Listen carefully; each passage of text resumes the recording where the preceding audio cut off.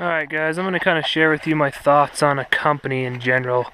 Now, I am going to be loading a separate review on this axe, but there's quite a bunch of reviews on this hand axe, and there's quite a few reviews on this knife already, so I'm probably really not going to go into any of that very much. I'm just going to kind of do a review on the company itself.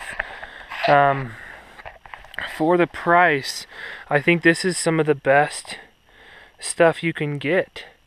I mean, I'm a big fan of Moras and stuff like that, but that's what I see this as. This is an upgrade, obviously, of the Mora, and it definitely is that. This Bushlore, it's a great knife, and you can pick them up for like 35 or 40 bucks, and I would say that it performs, you know, quite well, almost as good as a lot of those custom knives do. I sharpen the spine on the back so it can strike a fire steel or a stone. I drilled a hole in there, a pocket for a bow drill, and you can see that I've used it. It actually works extremely good. When you drill those in your knife handles, make sure you go all the way to the tang with it, because once you've reached that tang, it can't burn out anymore. So that's going to be its max right there. And so all it will do is just turn black and harden that right there. And it works really good for a bow drill socket, which is the hardest part of that whole setup.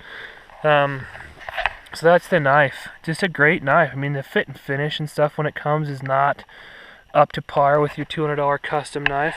But if you expect it to be, then there's something wrong with your head. And then this right here is the Condor Greenland Axe.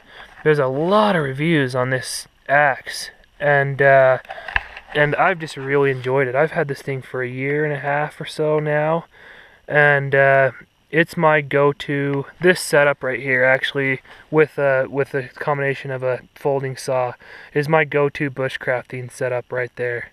If I'm going to go for an extended stay or a little bit longer shelter building type stuff, I may take a full-size axe, but mostly this is for firewood cutting and doing house stuff, you know, doing large axe work. But these are my main bushcrafting items right here with the combination of a saw, and I'm pretty happy with Condor in general. Like I say, some people have had some issues with them. I had some issues with this axe. I don't know that it was their fault necessarily, but I think as a company they're giving quite a value for the money. They're giving you a lot of value in what you can get for the money. And I kind of like to modify tools and stuff, and if I got a $200 bush knife, modifying that is going to be kind of scary for me. I'm just not going to want to do it. But if you pick up a $40 bush knife and you want to patina it, change the angles of the grinds, which I did on this, I changed it up a little bit. The grind that came on it was very sharp, but it was a really delicate edge, and I was drilling sockets in hand and bow drill sets and stuff, the tip was kind of folding over because it was a delicate edge. So I put a little bit more of a convex grind on the tip of this, and so that it would be a little bit stronger. Still cuts extremely well. You can shave with this knife, but it's just a little bit stronger of an edge, little less delicate. Like I said, I had no problem with the edge that came on it. It just wasn't super delicate. And the same thing, I mean, Condor, like I say, the stuff you need to pay attention to is going to be edges. This Greenland Axe did not have the best edge on it when it came, but I can tell you right now it has an amazing edge on it now. This thing is sharper than most people that you meet's knives. This thing is just incredibly sharp now. And this handle I really do like, and I never had problems with it. But I kind of like the width and stuff of it. It's a little bit wider than most hatchet handles, but on the axe it was just too much.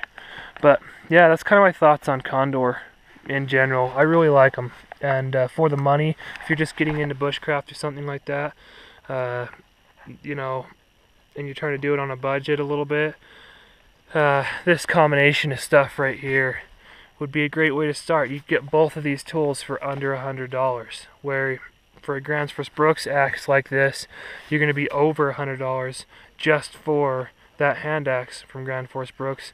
And to be honest with you, I don't know that it's that much better. I mean, it is better. The attention to detail, like I said before, is going to be where they excel.